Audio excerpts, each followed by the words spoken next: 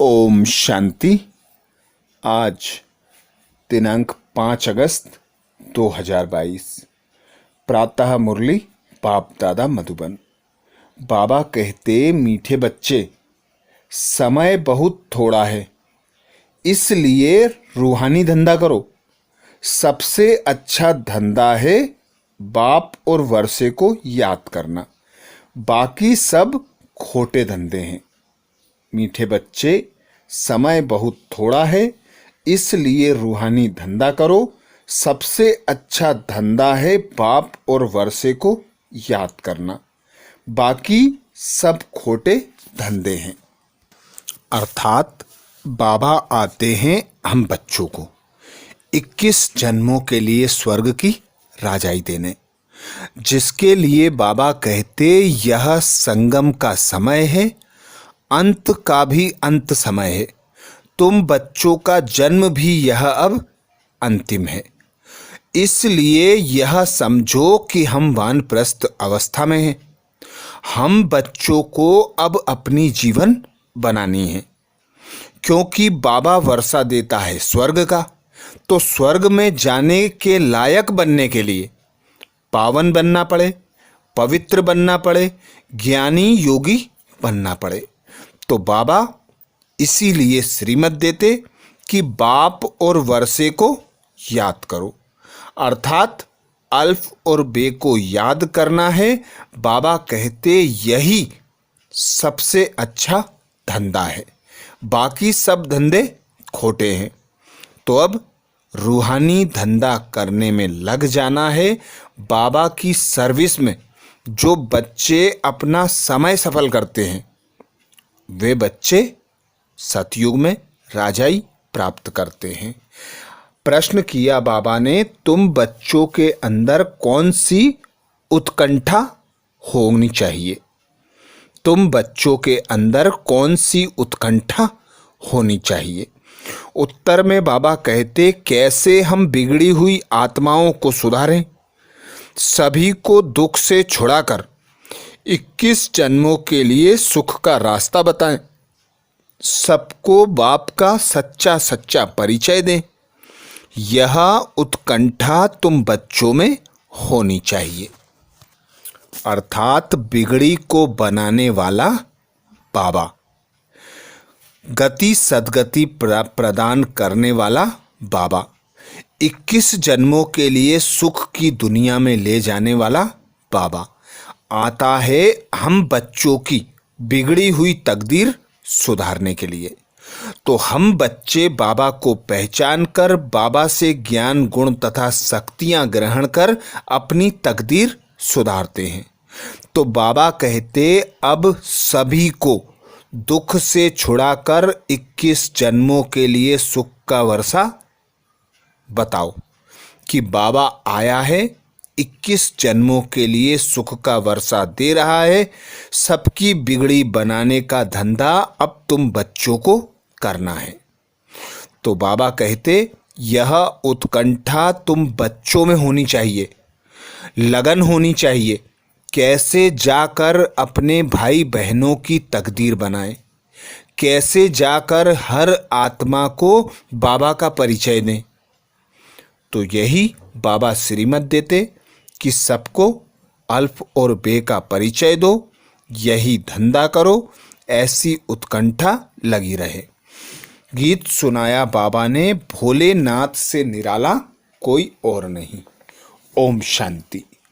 भोलेनाथ बच्चों को ओम शांति का अर्थ भी समझाते हैं, खुद भी कहते हैं ओम शांति, तो बच्चे भी कहते हैं ओम शांति। यह अपना परिचय देना होता है कि हम आत्मा शांत स्वरूप शांति धाम के रहने वाले हैं। हमारा बाप भी वहाँ रहने वाला है। भक्ति मार्ग में भी बाबा बाबा कहते हैं। भल मनुष्य गाते हैं, परंतु हैं रावण की मत पर। रावण मत मनुष्यों को बिगाड़ती है, बाप आकर बिगड़ी बनाते हैं। रावण भी एक है, राम भी एक है। 5 विकारों को मिलाकर कहते हैं रावण। रावण अपना राज्य स्थापन करते हैं शोक वाटिका में बैठने का। यह बाबा कहते वह बिगाड़ते हैं और वह बनाते हैं।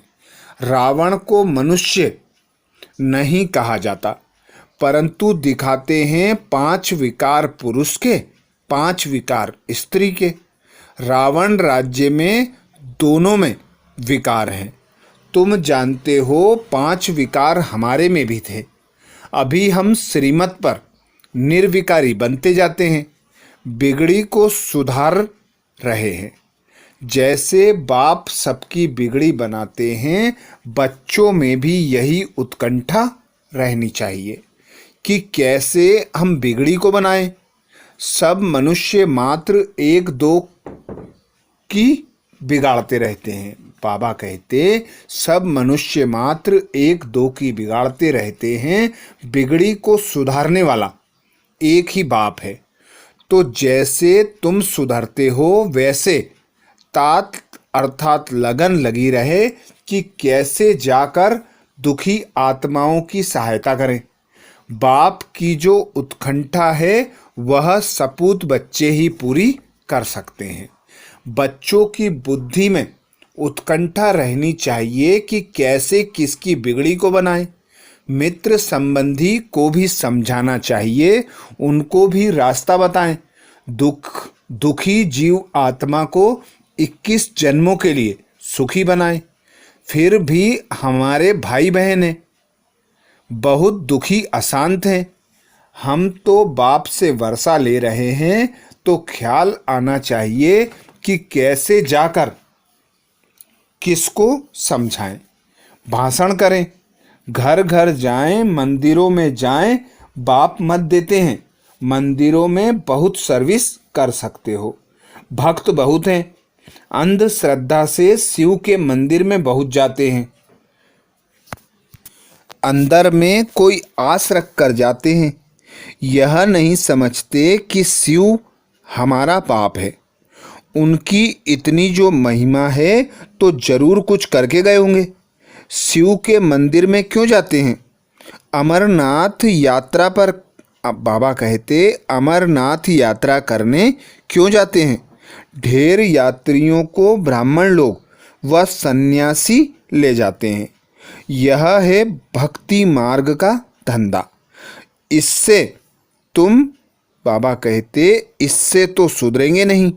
भोलानाथ बाप ही आकर बिगड़ी को बनाते हैं। वह विश्व का रचयिता अथवा मालिक है, लेकिन खुद नहीं बनता। मालिक तुम बच्चों को बनाते हैं, परंतु वह ऊंच है, उनसे वर्षा मिल रहा है। तुमको दिल में आना चाहिए कि कैसे हम भाई बहनों को रास्ता बताएं। किसको दुखी रोगी देखा जाता है तो रहम आता है ना। बाप कहते हैं अभी हम तुमको ऐसा सुखी बनाते हैं जो आधा कल्प के लिए रोगी नहीं होंगे। तुम बच्चों को औरों को भी सुखधाम का रास्ता बताना है। सर्विस की उत्कंठा वाले एक जगह रह नहीं सकेंगे। समझेंगे हम भी जाकर किसको सुखधाम का रास्ता बताएं। बाबा तो बहुत ललकार करते हैं। विनाशी ज्ञान रत्नों की पूरी धारणा होगी तो बहुतों का कल्याण कर सकेंगे। बाबा कहते विनाशी ज्ञान रत्नों की पूरी धारणा होगी तो बहुतों का कल्याण कर सकते हैं। इस राजाई की स्थापना में पैसे की दरकार नहीं रहती। वो लोग तो आपस में ही लड़ते रहते हैं रावण की मत पर। हम रावण से राज्य छीनते हैं। राम राज्य राम द्वारा ही मिलता है। सतयुग में राम राज्य शुरू होता है, वहाँ कलयुग में राम राज्य कहाँ से आया? बाबा कहते यहाँ कलयुग में राम राज्य कहाँ से आया? यह तो रावण राज्य है। सब दुखी हैं, यह बात तुम सभी को समझा सकते हो। पहले उन्हें समझाना है जो गरीब हैं, व्यापारी हैं, बाकी बड़े आदमी तो कहेंगे कि हमको फुर्सत नहीं है, हम बिजी हैं, समझते हैं हम भारत को स्वर्ग बना रहे हैं, प्लान करते रहते हैं। लेकिन तुम जानते हो शिव बाबा बिगर कोई स्वर्ग बना नहीं सकते। अभी टाइम बाकी थोड़ा है। राम राज्य स्थापन करने में ढील नहीं करनी है। रात दिन फुरना रहना चाहिए। कैसे किसको दुख से छुड़ाएं, बच्चों को यह दिल में आना चाहिए। कैसे भाई बहनों को रास्ता बताएं। अभी सब रावण की मत पर हैं। बाप तो है जो बच्चों को आकर वर्षा देते हैं। मनुष्य कोर्ट में जाकर कहते हैं ईश्वर को नाजिर हाजिर जान सच कहता हूँ, परंतु अगर वह सर्वव्यापी है तो फिर प्रार्थना किसकी करते हो? बाबा कहते उनको कुछ भी पता नहीं है। बाप बार बार समझाते हैं मित्र संबंधियों को जगाओ। तुम बच्चों को बड़ा मीठा बनना है, क्रोध का अंश भी ना हो। परंतु सब बच्चे तो ऐसे बन नहीं सकते। बहुत बच्चे हैं जिनको माया एकदम नाक से पकड़ लेती है। कितना भी समझाओ तो भी सुनते ही नहीं। बाप भी समझते हैं शायद टाइम लगेगा। जब सब अच्छी रीति बाप की सर्विस में लग जाएं, शोक भी तो चाहिए ना, जो आकर कहें कि बाबा हमको सर्विस पर भेजो, हम जाकर औरों का कल्याण करें। परंतु बोलते नहीं।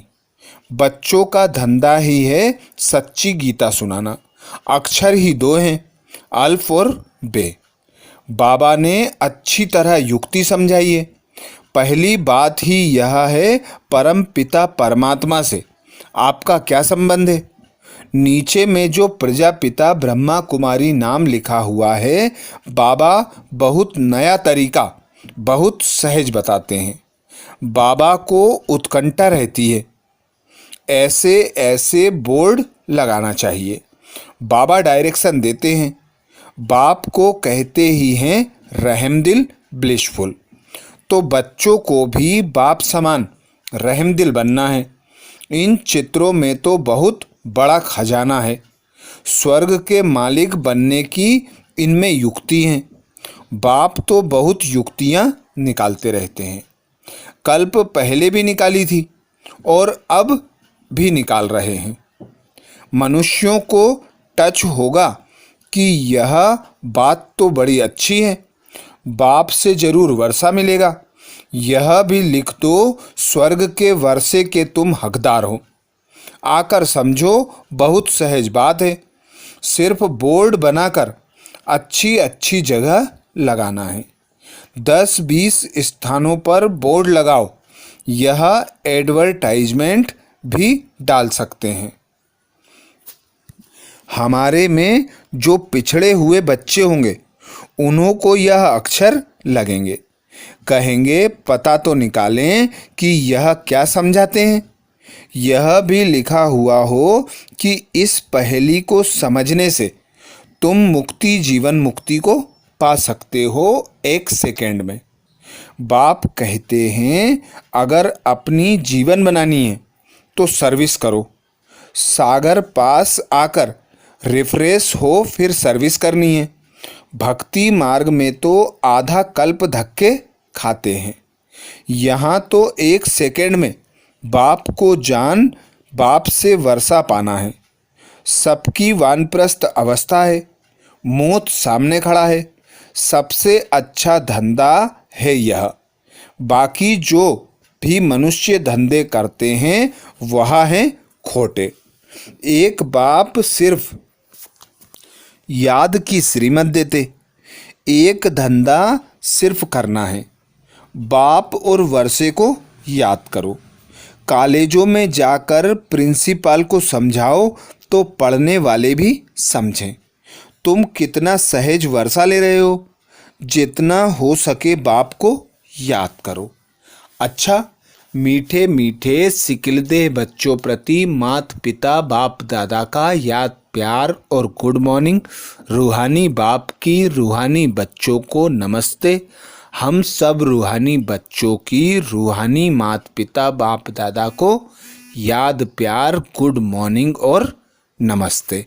धारणा के लिए मुख्य सार में बाबा कहते, पहली पॉइंट, बहुत बहुत मीठा बनना है, क्रोध का अंश भी निकाल देना है, बाप समान रहमदिल बन सर्विस पर तत्पर रहना है।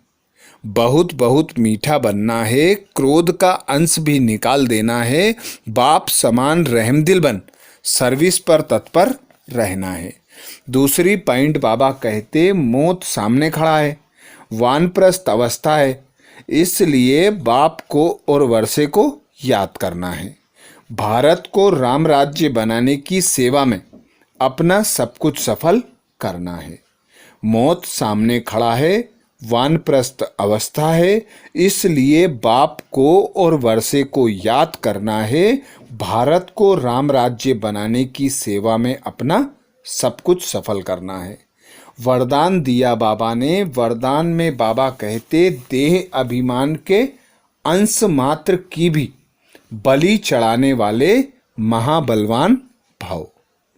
देह अभिमान के अंश मात्र की भी बलि चढ़ाने वाले महाबलवान भव। डिटेल में बाबा कहते, सबसे बड़ी कमजोरी है देह अभिमान।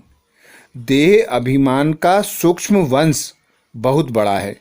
देह अभिमान की बलि चढ़ाना अर्थात अंश और वंश सहित समर्पित होना।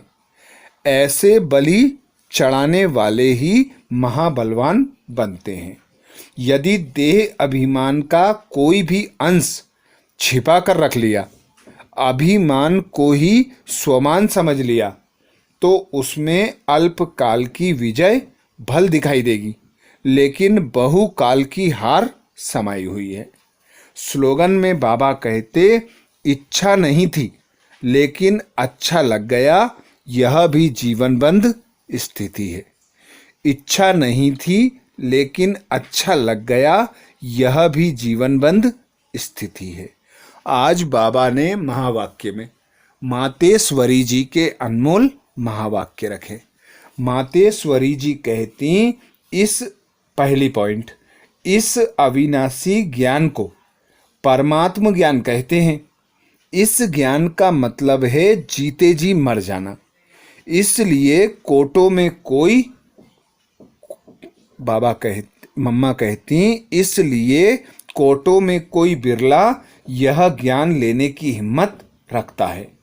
यह तो हम जानते हैं कि यह ज्ञान प्रैक्टिकल जीवन बनाता है।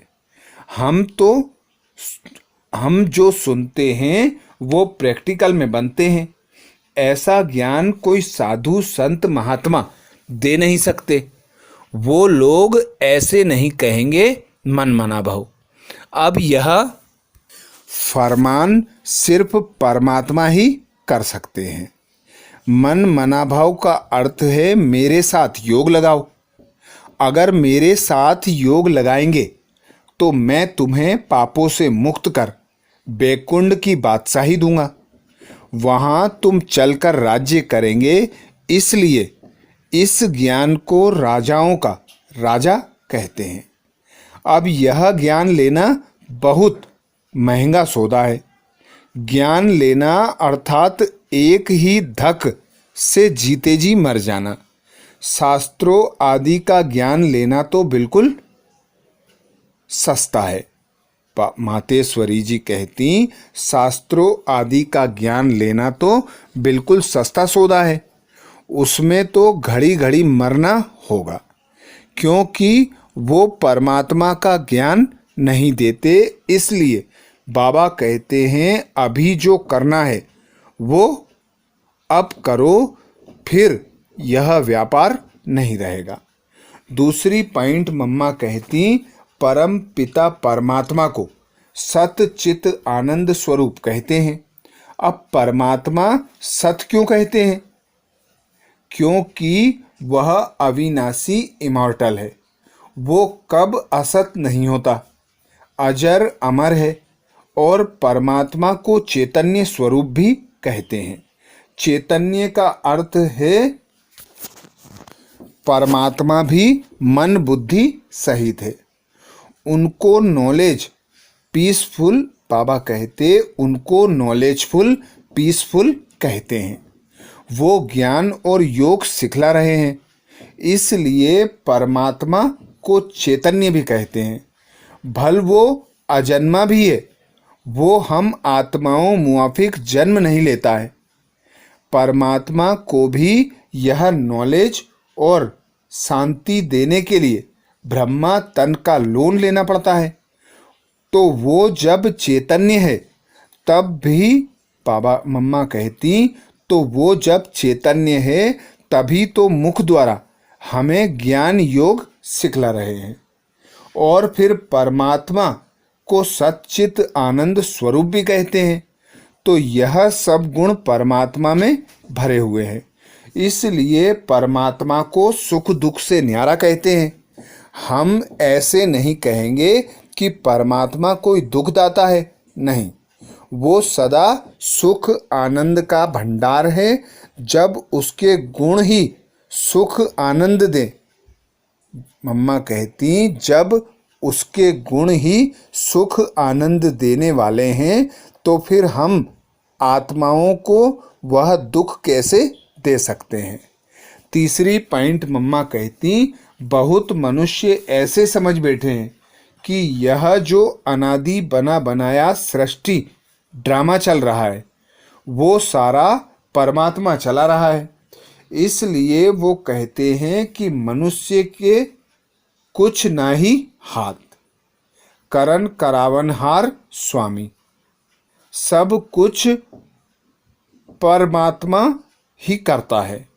सुख दुख दोनों भाग परमात्मा ने ही बनाया है। अब ऐसी बुद्धि वालों को कौन सी बुद्धि कहा जाएगा? पहले पहले उन्हों को यह समझाना जरूरी है कि यह अनादि बनी बनाई सृष्टि का खेल ऑटोमेटिक चलता रहता है। साथ साथ यह भी कहते हैं कि यह सब कुछ परमात्मा ही करता है। यह जो परमात्मा को करावनहार कहते हैं, यह नाम फिर कौन सी हस्ती के ऊपर पड़ा है? अब इन बातों को समझना है। पहले तो यह समझना है कि यह जो सृष्टि का अनादि नियम है वो तो बना बनाया है। जैसे परमात्मा आदि है वैसे यह चक्र भी आदि से लेकर अंत तक अनादि अविनाशी बना बनाया है।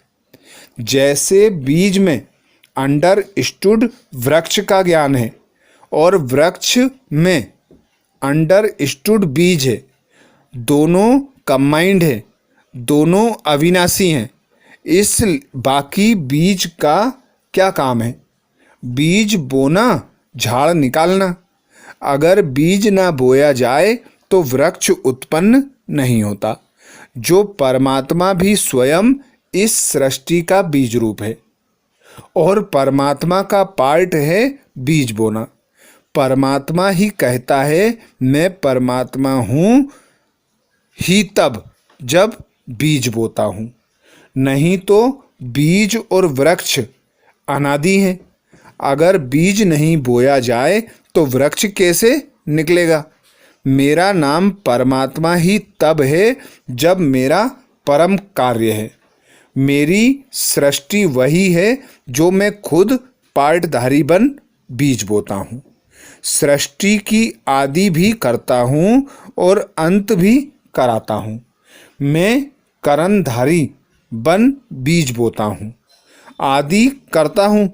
बीज बोते समय फिर अंत का जो भी बीज आता है फिर सारा झाड़ बीज की ताकत पकड़ लेता है।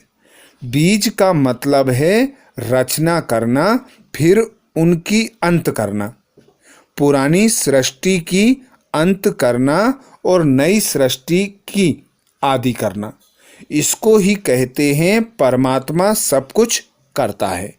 अच्छा, ये थे बाबा के और मम्मा के महावाक्य 5 अगस्त 2022 के। ओम शांति।